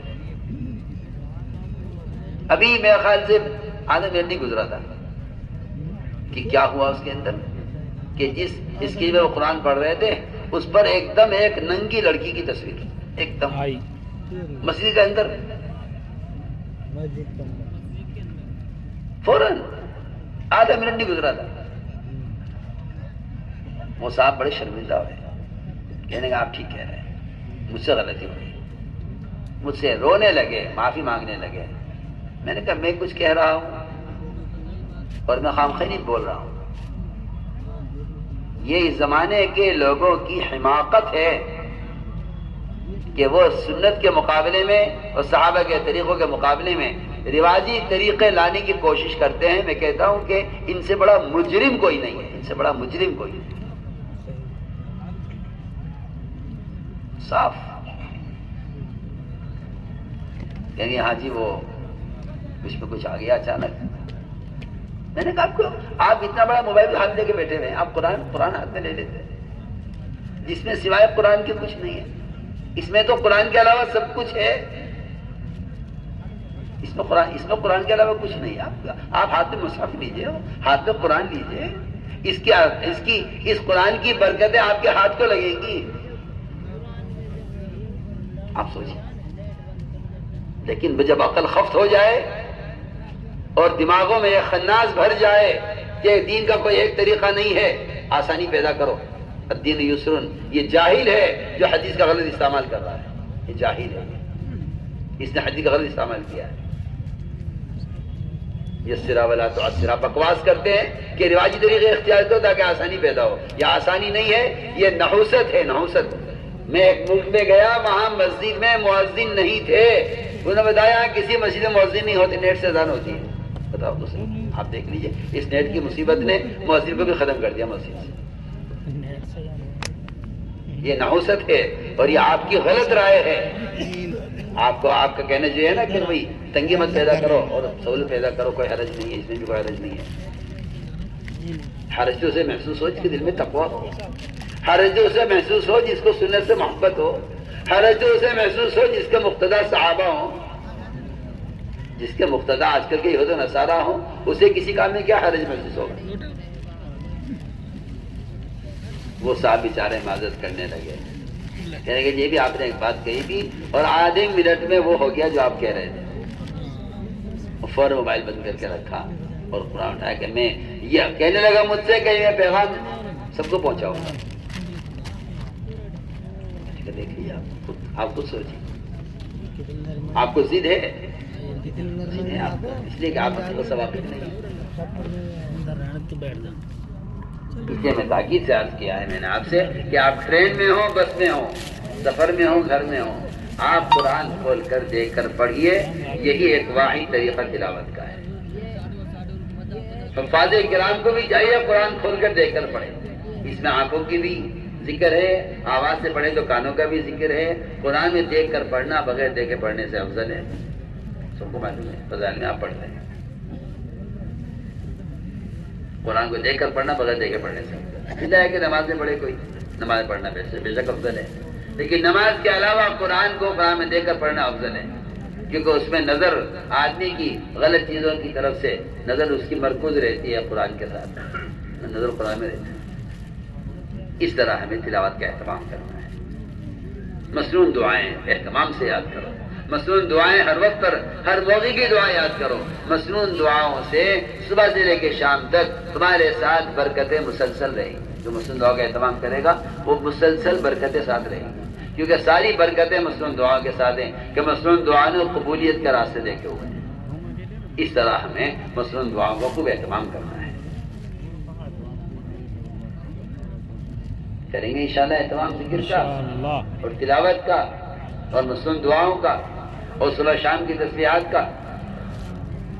اے میرے دوستو، اگر یہ بات پیدا ہو جائے اور ہمارا اللہ پہ تعلق ہو جائے تو پھر اللہ کے بندوں کا حقوق بھی ادا کرنے آسان ہو جائے. اس لیے کہ جو آدمی اپنے اللہ کے دماغ کا معاملہ ٹھیک کر لیتا ہے، اللہ اس کے مخلوق کے دماغ کا معاملہ درست کر دیتے ہیں. جتنی لڑائیاں، جھگڑے، فسادات، مار پیٹ، ریزیاں ہیں مسلمانوں میں، اس کی واحد وجہ یہ ہے کہ اللہ سے تعلق ختم ہو گیا ہے. اور ظاہر بات ہے کہ جس اولاد کا بعض تعلق ختم ہو جائے وہ اولاد آپس میں لڑتی ہے. یہ بات ہے کہ بڑے سے تعلق نہیں رہے گا تو چھوٹے لڑیں گے. ایسے ہی عرض کرنا چاہتا ہوں، اگر اللہ سے تعلق کمزور ہو جائے گا تو پھر بندوں کے ساتھ لڑائی شروع ہوگی. اور جو اپنے اللہ کے درمیان کے معاملے کو درست کر لے گا عبادت سے، تلاوت سے، ذکر سے، نیک اعمال سے، اللہ اس کے بندوں کے درمیان کے معاملات کو ٹھیک کر دے گا. اس لیے ہم اللہ کے راستے میں اس لیے بھی نکل رہے ہیں تاکہ ہمارے اندر حقوق کو ادا کرنے کی استعداد پیدا ہو. بھائی کا حق مار لیا، یتیم کا حق مار لیا، پڑوسی کا حق مار لیا، یہ حقوق کی پامالی جتنی چاہے نمازوں کے ڈھیر لے جائے قیامت میں، جتنے چاہے حج اور عمرے لے جائے قیامت میں، یہ دنگا ہو جائے گا وہاں اعمال سے. حق والے سارے اعمال لے اڑیں گے. اس نے ہمارا دکان قبضائی تھی، اس نے ہمیں گالی دی تھی، اس نے ہمیں چانٹا مارا تھا، اس نے ہمیں تکلیف پہنچائی تھی، اس نے ہم پہ تہمت لگائی تھی. آئیں گے حق والے، اس کی مقبول نمازیں، اس کی مقبول عبادتیں حق والے لے اڑیں گے اور حقوق رہ جائیں گے باقی. عبادت ختم ہو جائے گی اس عابد کی. اللہ تعالی حق والوں کے گناہ اس پر ڈالیں گے، یہ حق والوں کے گناہ لے کے جہنم میں جائے گا اور حقوق والے جنت میں جائے گے. آپ سوچیں کیا ہوگا. اس لیے میرے دوستو عزیزو، اللہ کے راستے میں نکلنے کی بڑی غرض یہ ہے. اجنبی سے اجنبی لوگوں سے ملاقات ہوگی، ان کا بھی اکرام کر رہے، ان کو بھی کھانا کھلا رہے، ان کے لیے کھانا بنا رہے، جب اجنبی کی خدمت کر لو گے تو ماں باپ کی خدمت کرنا آسان، بھائی کا کام آنا آسان، پڑوسی کا کام آنا آسان، جن کو ہم جانتے نہیں تھے جماعت میں نکلے تھے، جب ہم نے ان کی خدمت کر لی ہے تو اپنے جاننے والوں کی خدمت کرنا کتنا آسان ہو جائے گا، حقوق کا ادا کرنا کتنا آسان ہو جائے گا۔ جماعت میں نکل کر کسی کام کو اپنی حیثیت سے نیچا مت سمجھنا۔ اللہ کے نبی صلی اللہ علیہ وسلم جماعت میں نکل کر لکڑیاں خود چن کر لا رہے ہیں، کھانا پکانے میں خود لگے ہوئے ہیں، لکڑی میں چن لاؤں گا جنگل سے۔ آپ سنیے تو صحیح، ہم تو سوچے مقام میرے کرنے کا نہیں ہے، نہیں، ہم جماعت میں نکل کر خدمت میں اپنے آپ کو خود پیش کریں۔ امیر صاحب جھاڑو پہ لگا دوں گا، امیر صاحب برتن میں دھو لوں گا، امیر صاحب آگ میں جلا لوں گا، امیر صاحب کھانا میں پکا دوں گا، امیر صاحب جنگل جھنڈی میں چن لاؤں گا۔ اگر اللہ کے نبی کر سکتے ہیں کام، میری کیا حیثیت ہے؟ میرے دوستو عزیزو، جماعت میں نکل کر خدمت کرنا اس لیے ہے تاکہ ہمارے اندر حقوق ادا کرنے کی استعداد پیدا ہو۔ یہ جماعت میں نکل کر خدمت کرنے کا مقصد یہ تھا۔ اور نئے سے نئے لوگوں کے ساتھ نکلو۔ اللہ کے رسول نے فرمایا یا اقسم غزما غیر قومی کی حسن خلقک، اے اقسم اللہ کے راستے میں نکلو اپنی قوم کے علاوہ کے ساتھ، تمہارے اخلاق اچھے ہو جائیں گے، تم اپنی قوم میں باعزت ہو جاؤ گے۔ اس طرح جماعت میں نکل کر ہمیں ایک دوسرے کی خدمت کرنی ہے۔ خوب اکرام کرو، محلے کے لوگوں کا اکرام کرو، جہاں جاؤ وہاں والوں کا اکرام کرو۔ آپ مہمان بن کر نہیں جا رہے، آپ کسی علاقے میں مہمان بن، آپ داعی بن کر جا رہے ہیں۔ داعی میزبان کو کہتے ہیں، داعی میزبان کو کہتے ہیں۔ آپ داعی بن کر جا رہے ہیں، آپ میزبان ہیں۔ جہاں بھی آپ جائیں، جس ملک میں، جس علاقے میں، وہاں کے لوگ آپ کے مہمان ہیں۔ اللہ کے رسول صلی اللہ علیہ وسلم آنے والوں کا اکرام کرتے، دسترخوان لگاتے، انہیں آپ کا اکرام کرتے، انہیں کھلاتے پلاتے، پھر ان کو دعوت دیتے۔ آج کل مسلمانوں میں مال خرچ کرنے کا جذبہ تو ہے، لیکن دعوت اللہ، دین کی دعوت کے بغیر کھانے کی دعوت کا شوق ہے۔ اور میری بات نوٹ کر لیجو، اگر دین کی دعوت کے بغیر کھانا کھلا رہے ہو تو اس سے دنیا کی محبت تو پیدا ہو جائے گی لوگوں میں، دین کی محبت پیدا نہیں ہوگی۔ اور یہ بات سب یاد رکھیں کہ دعوت اللہ کے بغیر مال خرچ کرنا خلاف سنت ہے۔ سننے میں نے کیا کہا؟ علماء کے سمجھنے کی بات، دعوت دین کی دعوت کے بغیر، دین کی دعوت کے بغیر کھانے کی دعوت کرنا خلاف سنت ہے۔ سننے میں کیا کیا؟ پھر کہتا ہوں بات دوبارہ، دین کی دعوت دیے بغیر کھانے کی دعوت کرنا کسی کی خلاف سنت ہے۔ آپ دیکھیے اللہ کے نبی نے کتنا مال خرچ کیا، ایک آدمی کو پوری وادی بکری کی بھری ہوئی آپ نے اس کو دے دی، مگر دین کی دعوت کے ساتھ۔ اور یہ وجہ تھی کہ جب کوئی مشرک آپ کی دین کی دعوت کو سننے کے بعد مال اس کو دیا جاتا تھا تو اس منٹ اس کے دل سے مال کی محبت نکل جاتی تھی اور دین کی محبت پیدا ہو جاتی، کیونکہ آپ دین کی دعوت کے ساتھ اکرام کرتے تھے۔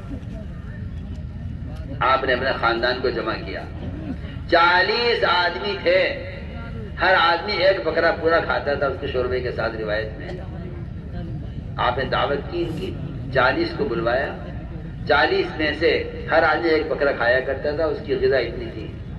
آپ نے 40 آدمیوں کے لیے 40 بکروں کا انتظام نہیں کیا، 40 آدمیوں کے لیے ایک بکرے کا جو اگلا پیر ہوتا ہے وہ بھی ایک پیر، سننے میں کیا کہہ رہا؟ بکرے کا اگلا پیر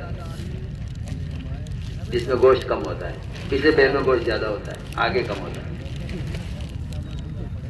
وہ ایک پیر، 10 جسے کہتے ہیں، ایک صرف وہ بنوایا، اور 40 آدمی اور ہر آدمی کی خوراک ایک بکرا، سب تھاپ گئے، کھا گئے، پیٹ بھر گئے، کھانا بچ گیا۔ یہی کی برکت ہے کہ آپ نے ان کو دین کی دعوت پر جمع کیا تھا۔ میں جو کہہ رہا ہوں سمجھ کر کہہ رہا ہوں، آج کل لوگوں میں مال خرچ کرنے کا بڑا شوق ہے کہ میں مسجد بنوا دوں، میں کنواں کھودوا دوں، میں ہسپتال بنوا دوں، میں مسلمانوں کے لیے اسکول بنوا دوں، میں کالج بنوا دوں۔ یہ شوق ہے لوگوں کو، یہ شوق ہے لوگوں کو، لیکن دین کی دعوت دینے کا شوق نہیں ہے۔ میں بہت اہم بات کہہ رہا ہوں، دین کی دعوت دینے کا شوق نہیں ہے. حالانکہ یہ سارے خیر کے کام یہ تو کوئی بھی کر لے گا. میں تو آپ کو صاف کہہ دیتا ہوں, آپ کو اچھا لگے برا لگے, یہ کام تو غیر مسلم بھی کر لے گا. غیر مسلم دین کی دعوت نہیں دے گا, لیکن غیر مسلم سارا خیر کا کام کر لے گا.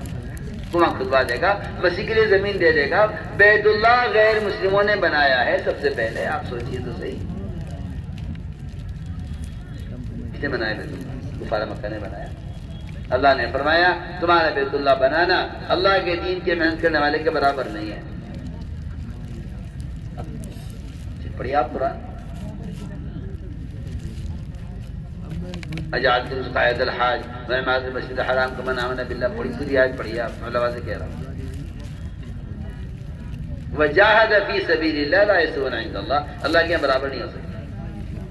میرے دوستو عزیزو, میں کہنا چاہتا ہوں کہ بے شک یہ کام بڑے اچھے کام ہیں, مگر یہ سارے کام اگر دعوت کے ساتھ ہوں گے پھر تو آپ کے اکرام کرنے سے لوگوں میں دین کی محبت, دین پر چلنے کا تقاضا پیدا ہوگا. اور اگر دین کی دعوت کے بغیر اکرام کرو گے تو مال کی محبت پیدا ہوگی, حرص پیدا ہوگی, دین کی محبت پیدا نہیں ہوگی.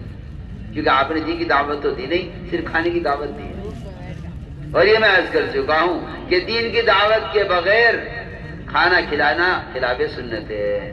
آپ صلی اللہ علیہ وسلم جس کا بھی اکرام کیا اس کو دین کی دعوت دے تو اس کا اکرام کیا ہے.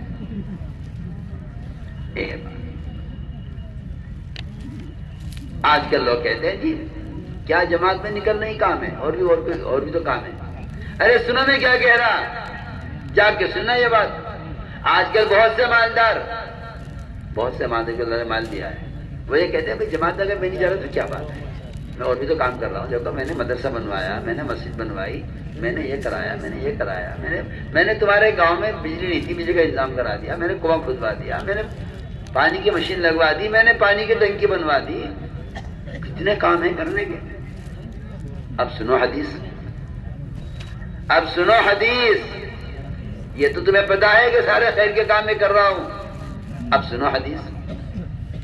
ابو ہریرہ رضی اللہ تعالیٰ عنہ فرماتے ہیں, ادھر دیکھو میری طرف.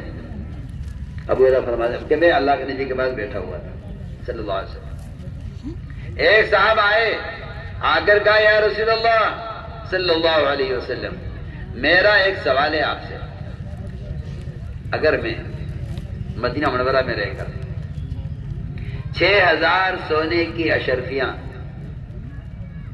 6,000 مدینے میں رہ کر یہاں کے لوگوں پر غربا پر تقسیم کروں, بیواؤں پر تقسیم کروں, یتیموں پر تقسیم کروں, اور بہت سے خیر کے کام وہ کر لوں میں, تو کیا مجھے بتائیے اگر میں جماعت میں نہ نکلا تو کیا یہ میرا خیر کا کام یہ نکلنے کا بدل ہو جائے گا؟ یہ سوال کیا صحابی نے آپ سے. اگر میں مدینے میں رہ کر 6,000 سونے کی اشرفیاں اچھے کاموں میں خرچ کر دوں, بیواؤں پر, یتیموں پر, مسکینوں پر, کیا یہ میرے جماعت میں نکلنے کا بدل ہو جائے گا؟ آپ نے کیا جواب دیا؟ آپ نے فرمایا کہ جو آدمی اللہ کے راستے میں نکل کر سو رہا ہے وہ بھی تجھ سے افضل ہے. بڑھیا حدیث. کیوں؟ یہ کام تو کر رہا ہے, اس سے ایک مسلمان کی ضرورت پوری ہو جائے گی. یہ مسلمان کی مدد ہے, اسلام کی مدد نہیں ہے. میں یہ کہنا چاہتا ہوں رفاعی کاموں میں مال خرچ کرنا مسلمان کی مدد ہے, اسلام کی مدد نہیں. اسلام کی مدد یہ ہے کہ آپ ایک مسلمان کو نماز کے لیے آویں, ایک مسلمان کو ظلم سے روک دیں, ایک مسلمان کو منکر سے روک دیں. یہ اسلام کی مدد ہے. اور مسلمان کی بھی اصل مدد یہی ہے, ورنہ مسلمان کی دنیاوی ضروریات میں مدد کرنے کے لیے اسلام شرط نہیں ہے. غیر مسلم بھی یہ کام کرتے ہیں, کر رہے ہیں. آپ پوری دنیا میں دیکھیے, آپ نے دیکھ لیا کرونا آیا, کتنے غیر مسلمانوں کی مدد کی ہے. تو میرے دوستو عزیزو, ایسی بات نہیں ہے کہ بھائی نکلنا ہی کوئی ضروری تھوڑی ہے, اور بھی تو کام ہے خیر کے. بے شک خیر کے کام ہیں, سارے کام ہیں, لیکن نبی کی سنت یہ ہے کہ اس نے جتنے بھی اکرام لوگوں کو کیا ہے دعوت کے ساتھ اکرام کیا ہے. اس لیے ہم نے عرض کیا کہ اللہ کے راستے میں نکل کر ہمیں لمبے دسترخوان لگانا, آنے والوں کا اکرام کرنا, مقامی لوگوں کو کھلانا, جماعت میں نکل کر خرچ کرنا اپنی ذات پر صرف کر لینا, یہ کوئی انفاق تھوڑی ہے. انفاق تو وہ ہے جو ہم اللہ کے راستے میں نکل کر دوسروں پر خرچ کریں, دوسروں کا اکرام کریں. اگر ہماری جماعتیں اس طرح پھریں, ٹرینوں میں بسوں میں آپ کو ہر قسم کے لوگ ملیں گے, ہر ایک سے ملنا, ہر ایک سے سلام کرنا, ہر ایک کا اکرام کرنا. تمہارے برادر وطن ملیں گے, تمہارے یہاں دوسرے مذہب کے لوگ ہیں. یہ ملک ایسا ملک ہے جس میں ہر قسم کے لوگ ہیں, عیسائی بھی ہیں, ہندو بھی ہیں, سب ہیں. سب کا اکرام, سب کے ساتھ محبت سے پیش آنا. مسلمان میں احسان کی صفت ختم ہوئی, اس نے تعصب پیدا کیا ہے. اگر خدا نہ کرے تعصب مسلمان غیر مسلم کے درمیان ہوتا ہے اور اس سے فسادات اور امن ختم ہوتا ہے اور دنیا میں فسادات پیدا ہوتے ہیں, تو اس کے ذمہ دار میں اور آپ ہیں. میں کچھ کہہ رہا ہوں. مسلمان محلوں میں رہنا اور مسلمان سوسائٹی میں رہنا اور مسلمانوں کے ایریے میں رہنا, یہ اخلاق کا کوئی کمال نہیں ہے. اخلاق کا کمال یہ ہے کہ آپ کا پڑوسی اگر غیر مسلم ہے تو آپ کا اس غیر مسلم کے ساتھ اگر معاملہ, اس کا اکرام ایک مسلمان کے برابر نہیں ہے تو آپ کے پاس اکرام اور اخلاق آپ کے پاس نہیں. آپ سنیے میں کیا کہہ رہا ہوں. اگر آپ کی اولاد اور غیر مسلم کی اولاد میں فرق ہے آپ کی نظر میں, تو آپ کے دل میں تعصب ہے.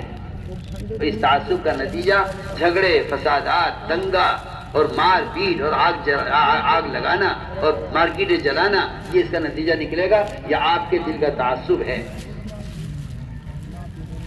مسلمان کو چاہیے احسان کرے. میں رات عرض کیا تھا کہ محمد صلی اللہ علیہ وسلم نے خود اور اپنے صحابہ کو اس کا عادی بنایا تھا کہ تمہیں ستانے والے ستاویں گے, تم تھوڑا سا احسان کر کے دکھلا دو, ستانے والے تمہارے پاؤں پکڑ لیں گے. اگر تمہارا خیال یہ ہے کہ نہیں جی ہم اینٹ کے جواب پتھر سے دیں گے, تو یہ نہ نبی کا طریقہ ہے, نہ صحابہ کا طریقہ ہے, نہ یہ اللہ کو بات پسند ہے. ہرگز نہیں, اللہ کو یہ بات پسند نہیں.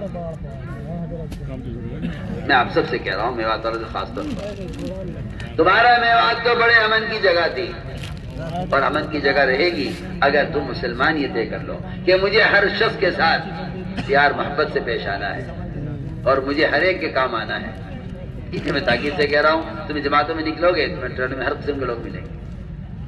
ہاں جی خان صاحب کیا ہو رہا ہے, کیسا چل رہا ہے, آؤ یہاں بیٹھ جاؤ, ارے ادھر کو ہو جاؤ, ان کو بٹھا لو, ارے ادھر کو سرک جاؤ, ان کو بٹھا لے. نہ یہ میری سیٹ ہے, تیری سیٹ ہے.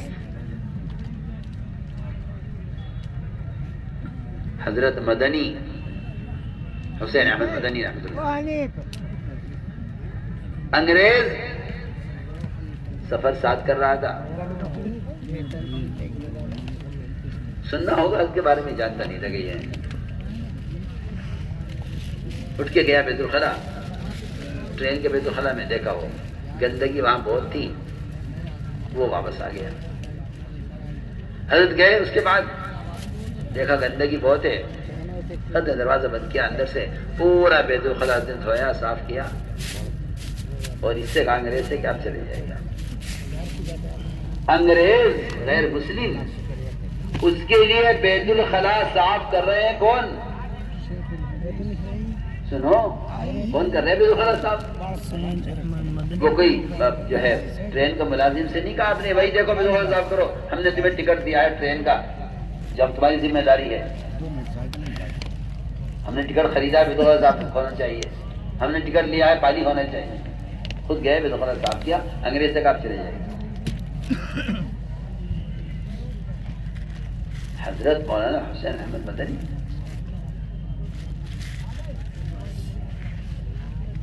اس نے آ کر آدمی ہو تو واقعی میں کہتا ہوں کہ ایسے لوگ تھے جن کے کردار سے, جن کے اخلاق سے امن, اور جن کے اخلاق اور جن کے کردار سے بھائی چارے کا سبق ملتا تھا.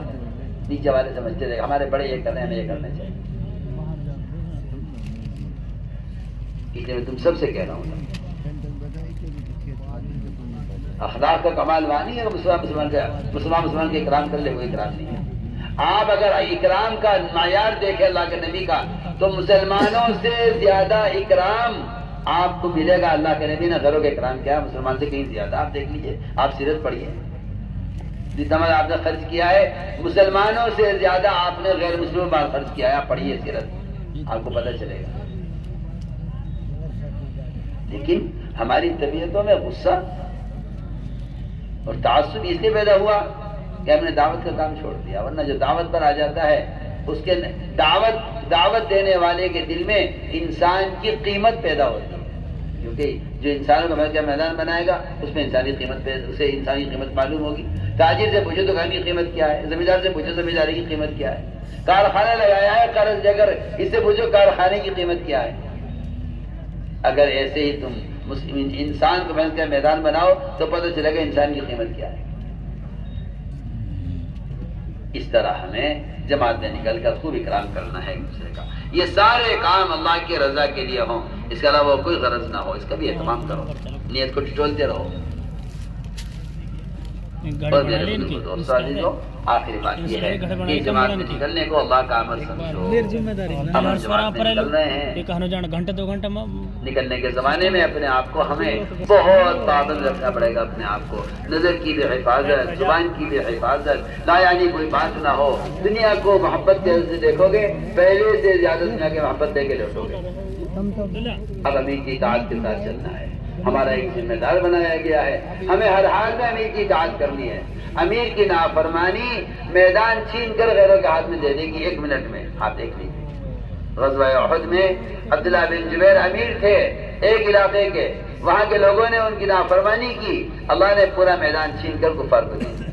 پورا میدان شکست ہو گئی فتح کے بعد. اس لیے امیر کی نافرمانی یہ بڑا نقصان لے آتی ہے اور اجتماعیت ختم ہو جاتی ہے. اس لیے ہم تاکید سے عرض کر رہے ہیں کہ اپنے ذمہ دار اپنے امیر کی اطاعت کے ساتھ چلنا ہے. امیر جس بات کا حکم کرے اسے پورا کرنا ہے، چاہے سمجھ میں آئے یا نہ آئے. ہاں امیر خدا نعوذ باللہ نماز چھوڑنے کو اس کے امیر کی بات نہیں ماننی ہے. اگر امیر کفر کا حکم کرے امیر کی بات نہیں ماننی ہے. جن باتوں میں امیر کی بات ماننی ہے اس میں امیر کی اطاعت کریں گے تو ہم بن جائیں گے اگر امیر کی اطاعت کریں گے. امیر کتنا برا ہو فرماتے تھے تم اطاعت کرو گے تم بن جاؤ گے. امیر بنے یا نہ بنے تم بن جاؤ گے اطاعت سے. اس طرح ہمیں اجتماعیت کے ساتھ چلنا ہے. ہمارا وقت تو جہاں تک ہو سکے جماعتیں پیدل چلے. پیدل کا تو کوئی بدل نہیں ہے. پیدل چلنے سے اللہ کا غصہ ٹھنڈا ہوتا ہے. پیدل چلنے سے اگر جہنم کی آگ حرام ہو سکتی ہے تو دنیا میں جو اللہ کے غصے کے منظر ہیں، فسادات، حالات، بیماریاں، پریشانیاں طرح طرح کی، یہ حالات کیوں نہیں درست ہوں گے؟ انہیں جہاں تک ہو سکے پیدل چلیں. اللہ کے راستے کا یہ غبار جہنم کی آگ کو حرام کر دے گا، اور یہ اللہ کے راستے کا غبار جنت میں جنت کو حسن کو بڑھانے کے لیے بطور پاؤڈر کے استعمال کیا جائے گا. یہ بھی حدیث میں آتا ہے. اس لیے جہاں تک ہو سکے جماعتیں پیدل چلیں، گاؤں پیدل. کہیں ضرورت پیش آ جائے تو سواری بھی استعمال کر لیں، ورنہ حتی امکان کوشش کریں کہ جماعتیں پیدل کام کریں. کوئی لمبی مسافت ہے، درمیان کوئی آبادی نہیں ہے تو بس سے سفر کر سکتے ہو، لیکن کوشش کرو کہ نہیں بھائی ارے تھوڑا سا تو ہے اور میواتیوں کے لیے 2-4-6 میل چلنا کیا مشکل ہے. ارے یہ لگاوا گاؤں، اس سے لگاوا گاؤں ہے، یہ 6 میل کا فاصلہ ہوگا. مگر میواتی کے لیے چلنا، پیدل چلنا اور شہری کے لیے سواری چلنا دونوں برابر ہے. اس لیے جہاں تک ہو سکے پیدل چلیے. اس سے پیدل چلنا اللہ کے راستے میں اس سے زیادہ اللہ کے غصے کو ٹھنڈا کرنے والا اور کوئی عمل نہیں ہے. اس طرح ہمیں راستے میں نمازوں کا اہتمام کرتے ہوئے، ذکر کرتے ہوئے، تلاوت کرتے ہوئے، ہر ایک سے ملاقات کرتے، ہر ایک کو دعوت دیتے ہوئے. سفر میں دعوت دینا مستقل ایک سنت ہے. آپ صلی اللہ علیہ وسلم کا کوئی سفر ایسا نہیں جس میں آپ نے دعوت نہ دی ہو. یعنی جب کام جو آپ پہنچیں گے وہاں کام کریں گے، یہی سے دعوت دیتے ہوئے جاؤ. جو ملے اس سے ملاقات کرو، جو ملے اس کو دعوت دو. جنہیں تیار کر لو ان کی جماعت بنا کر روانہ کر دو. سفر میں بھی جماعتیں بنائی اللہ کے نبی نے، اور سفر میں بھی جس سے ملاقات ہوئی اس کو آپ نے مرکز مقام پر آنے کے لیے حکم فرمایا. جو آپ سے ملاقات کے راستے میں ان سے کہو کہ بھئی یہاں ماشاءاللہ آپ کا مرکز قریب ہے، یہاں آپ تشریف لے جائیں اور یہاں آپ دعا کریں. اس طرح ہر جگہ ہر ایک کو دعوت دیتے ہوئے جانا ہے. ٹرین میں سفر کر رہے ہو تو ٹرین میں اس کا خیال رکھو کہ نماز ٹرینیں پڑھ رہے ہو، اول تو ٹرین میں نفلیں نہیں پڑھنی چاہیے، اور سنت اللہ نے سفر میں معاف کر دی ہیں. اگر کوئی ایسی جگہ آپ کو مل گئی آپ کی اپنی سیٹ پر بیٹھے بیٹھے آپ نفلیں پڑھ سکتے ہیں، جس سے کسی کو تکلیف نہ ہو تو پڑھ سکتے ہیں، لیکن نماز مختصر پڑھو.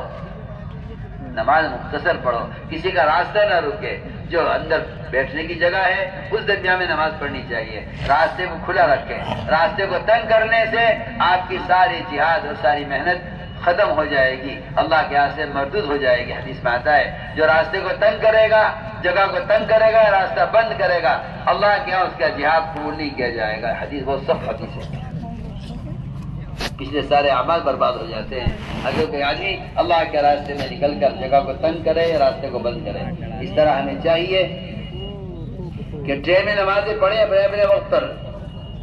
اگر کہیں ٹرین رک رہی ہے لمبے وقت کے لیے تو 2 جماعتیں بنا لیں، نیچے اتر کر مختصر نماز پڑھ لیں، اور اگر اتنا وقت نہیں ہے ٹرین کے رکنے کا تو ٹرین کے اندر نماز پڑھیں، لیکن نماز مختصر پڑھیں، نماز مختصر پڑھیں۔ چاروں نمازوں کے اندر انا آتینا قل هو اللہ پڑھیں، اور فجر کی نماز میں سورہ ناس کا پڑھنا سفر میں سنت ہے۔ یہ نہیں کہ قاری صاحب مل گئے جی ہمیں تو، اور قاری صاحب نے قرأت شروع کر دی ٹرین میں، اور بیچارے لوگ پریشان ہیں، مسافر ادھر وہ غیر مسلم کھڑے ہوئے ہیں بیچارے، انہوں نے نماز پڑھنی نہیں ہے، اور آپ ہٹ جاؤ نماز ہو رہی ہے۔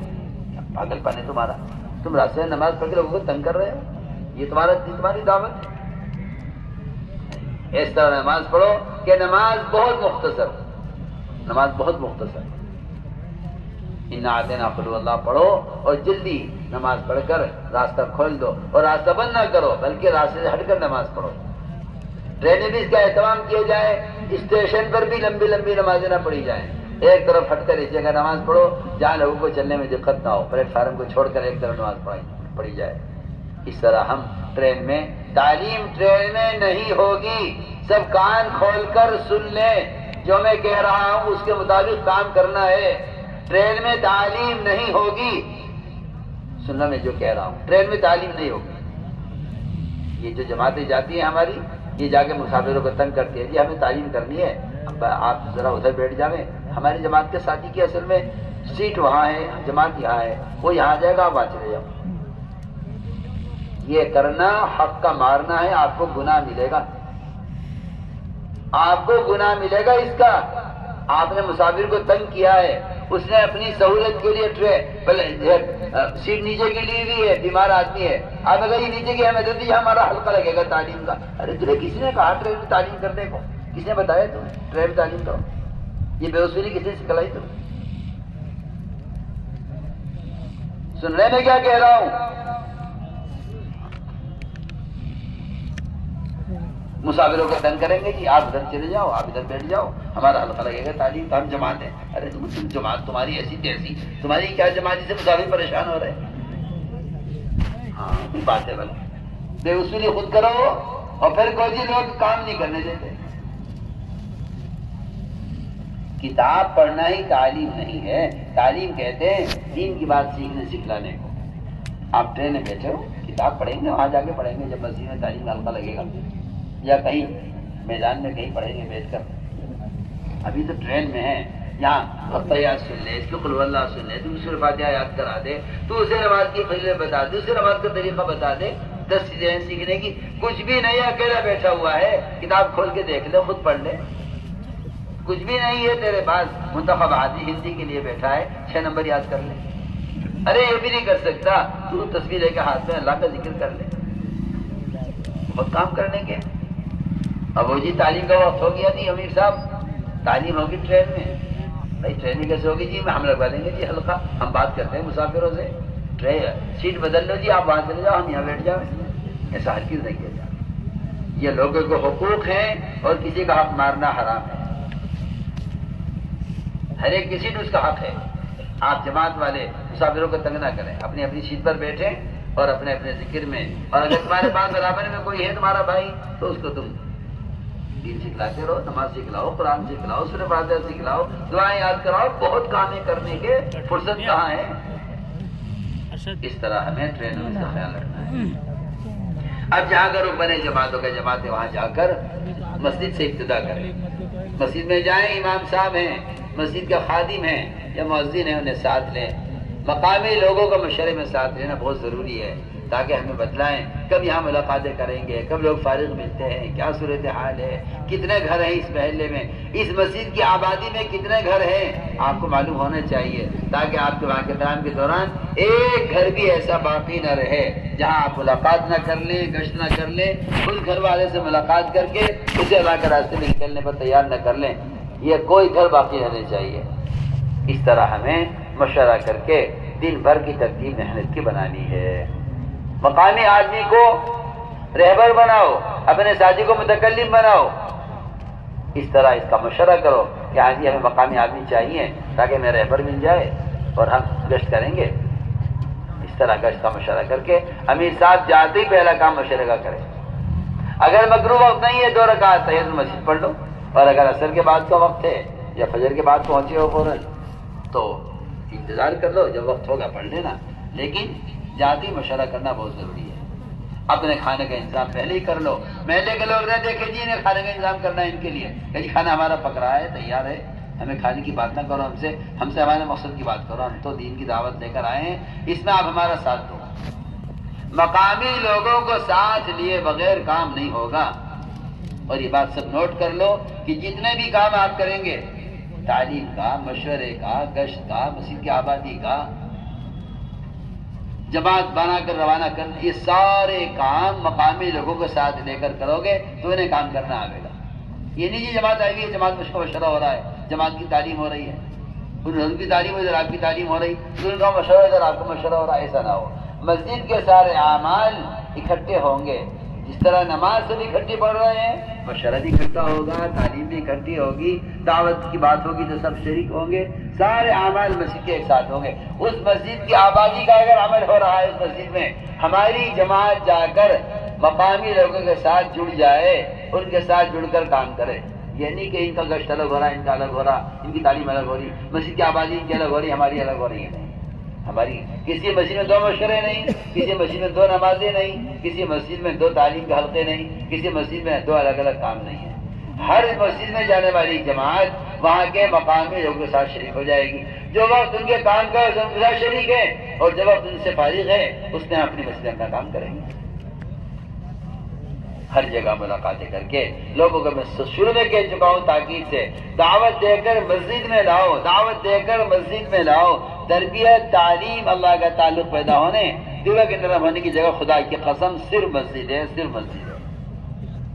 تبلیغ کا مقصد پیغام پہنچانا نہیں ہے، تبلیغ کا مقصد ہر ایک کو اس کے ماحول سے نکال کر عمل کے ماحول میں لانا ہے۔ اس طرح انشاءاللہ ہمیں اس کی کوشش کرنی ہے، ہر جگہ سے جماعتیں بنا کر نقل اللہ کے راستے میں نکالو۔